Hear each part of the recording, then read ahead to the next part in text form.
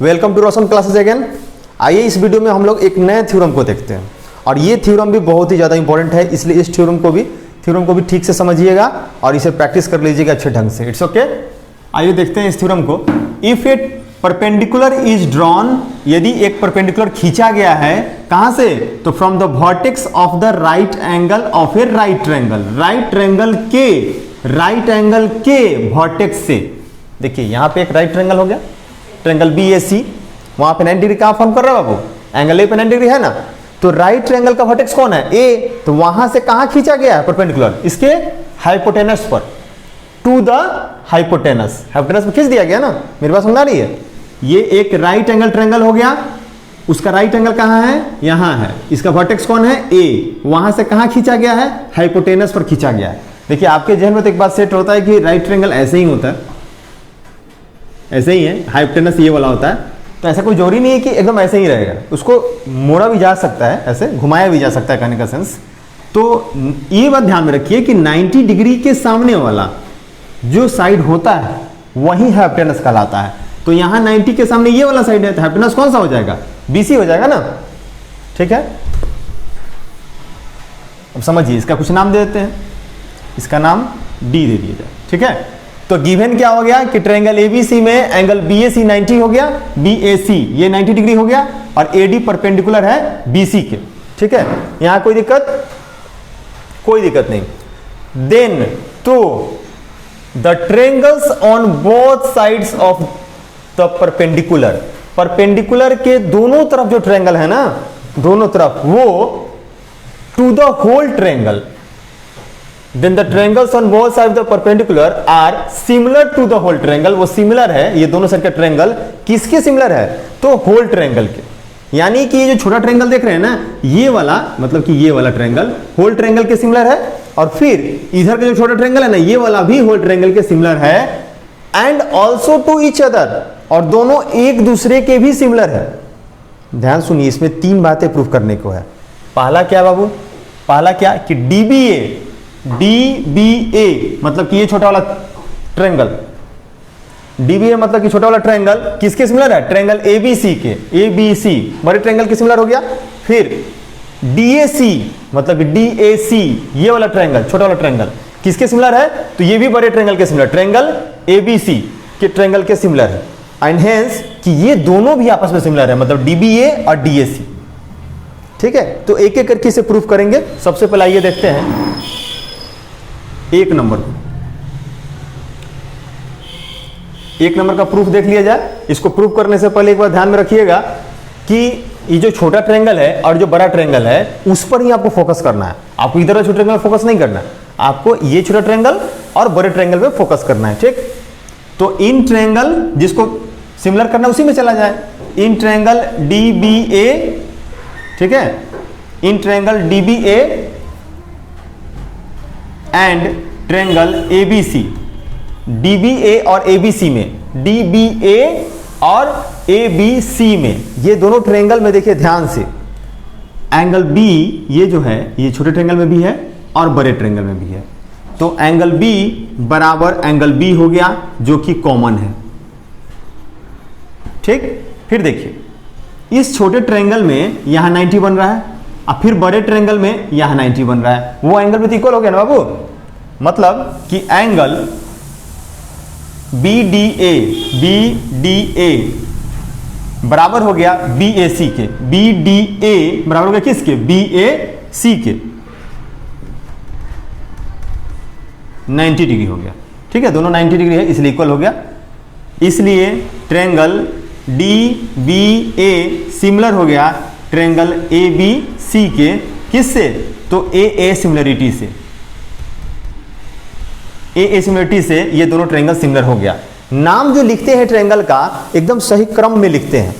जैसे देखिए यहां आपने देखा कि DBA लिखा गया है, ट्रायंगल DBA ये सिमिलर किसके लिखा गया है? ABC के। तो ABC ही होगा। अगर आप सोचिएगा कि यहां पे हम ट्रायंगल BAC लिख दें तो ये गड़बड़ हो जाएगा, ABC ही होगा। अब हम कैसे जानेंगे कि वहां क्या होगा? तो ध्यान से सुनिए, DBA, D पे 90 है, ठीक है, तो 90 से B की ओर आके ए की ओर गया छोटे ट्रायंगल में, ध्यान दीजिए डी पे 90 बन रहा था ना, तो 90 से बी की ओर गया और तब ए की ओर गया, इट्स ओके। तो हम जो बड़ा ट्रायंगल लेंगे उसमें भी ऐसा लेंगे कि सबसे पहले 90 आए, तो 90 कौन है बड़े ट्रायंगल में, 90 कौन है, बी की, सी की, ए, कौन 90 है। तो ध्यान दीजिए, तो इसका क्रम जैसे है ना वैसे ही बड़े ट्रायंगल का भी क्रम होना चाहिए। इसमें बीच में एंगल बी आया है ना, तो बड़े ट्रायंगल के बीच में ही बी आना चाहिए, यानी कि बड़े ट्रायंगल का क्या हो जाएगा, ट्रायंगल ए बी सी। तब ना बाबू देखिए ध्यान से कि एंगल डी, छोटे ट्रायंगल में एंगल डी 90 था, तो बड़े ट्रायंगल में ए 90 है ना, ऐसे इसमें ए 90 है ना, तो ए को पहले लिखेंगे, ठीक। बी जो है इस छोटे ट्रायंगल में जो है वो बराबर है बड़े ट्रायंगल में भी बी के, तो उसको बीच में लिख दिए। तो क्रम उसका एक सही तरीके से होना चाहिए, ठीक है। तो ये आपका प्रूव्ड हो गया, यहाँ पे ये प्रूव्ड हो गया, यहाँ पे कोई दिक्कत। चलिए 2 नंबर देखते हैं। 2 नंबर के लिए किस ट्रायंगल चलेंगे, in triangle DAC and triangle ABC, इस दोनों ट्रायंगल में देखा जाए। अब डीएसी इस ट्रायंगल में देखिए, और एबीसी बड़े ट्रायंगल में, ये छोटे ट्रायंगल में और बड़े ट्रायंगल में। तो एंगल सी बाबू दोनों में कॉमन हो गया ना, एंगल सी बराबर एंगल सी, ये क्या है, कॉमन है, ठीक।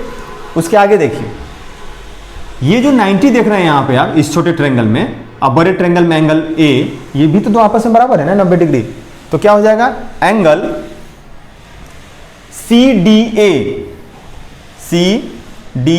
ए बराबर होगा सी ए बी के, एंगल सी ए बी के बराबर 90 डिग्री। इसलिए आपका triangle D A C similar हो गया किसके, ट्रायंगल ए बी सी के। कैसे, तो ए सिमिलरिटी से, ठीक है। अब आइए 3 नंबर देखते हैं।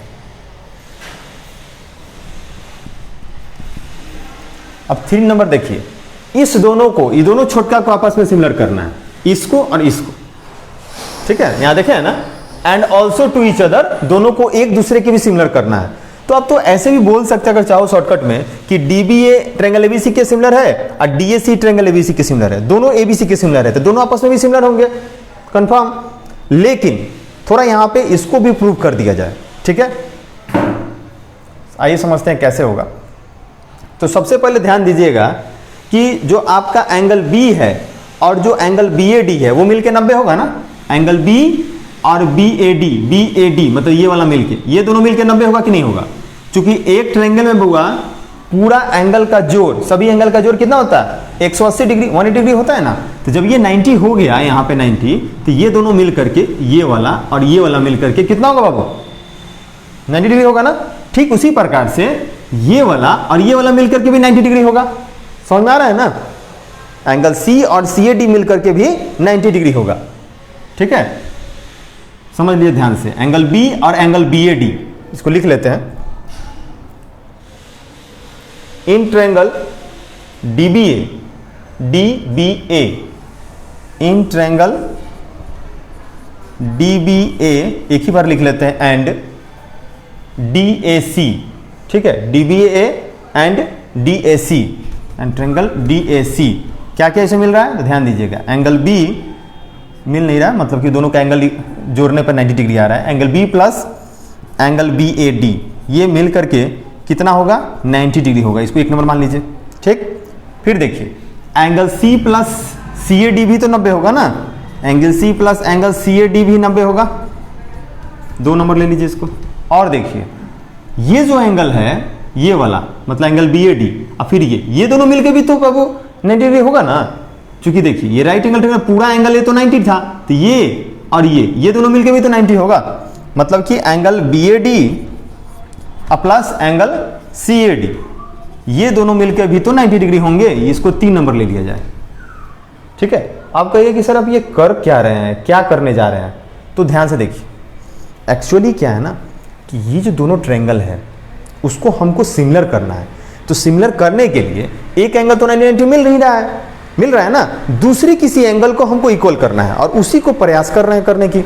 तो आइए देखिए यहां पर एक्चुअली ये जो 3 ठो लिखे हैं ये 2 से भी काम चल जाता, ये 2 से भी काम चल जाता मेरा, लेकिन ये 3 लिखे इसमें क्या होगा, इससे क्या फायदा होगा कि 3 एंगल आपके इक्वल मिल जाएंगे, कोरस्पॉन्डिंग एंगल। और आप तो 2 से भी ए सिमिलरिटी से कर सकते हैं ना सिमिलर, तो आप चाहो तो एक तो नहीं भी लिख सकते हो, कोई दिक्कत नहीं है। अब यहाँ देखिए, एक में से जब आप 3 को माइनस कीजिएगा, इक्वेशन 1 माइनस 3,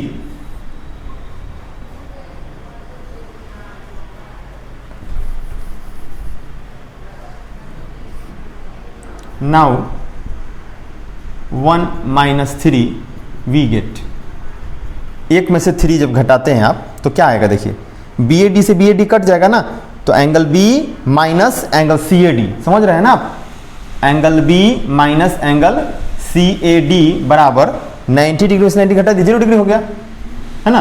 तो एंगल बी बराबर क्या हो जाएगा, माइनस सी ए डी उधर जाएगा तो एंगल सी ए डी। अब ध्यान दीजिए, इन ट्रेंगल, अब जिस दोनों ट्रेंगल को सिमिलर करना उसमें चलते हैं यहाँ।